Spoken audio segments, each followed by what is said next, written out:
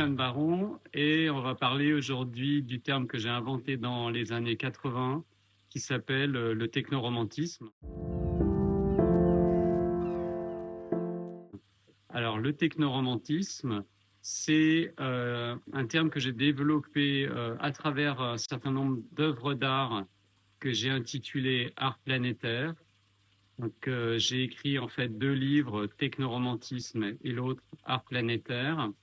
Et l'art planétaire, c'est une forme d'art qui essaye de transmettre cette émotion de la distance en utilisant des technologies qui sont émergentes à la fin ou au début plutôt des années 80, mais à la fin du XXe siècle, c'est-à-dire les télécommunications couplées avec l'ordinateur qui est accessible pour les artistes à partir des années 80 et les appareils photo numériques.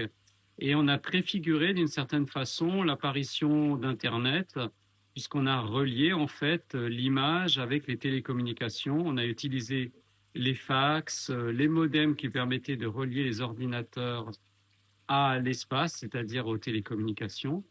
Et donc, cette idée de technoromantisme, c'est à la fois l'utilisation des technologies qui sont dans une époque, donc disponibles pour les artistes et avec lesquelles les artistes peuvent développer des œuvres d'art. Et c'est aussi l'écologie, en fait, qui est très importante dans le romantisme, puisque c'est le rapport à la nature qui est déjà présent dans les œuvres d'art romantiques chez les romantiques allemands.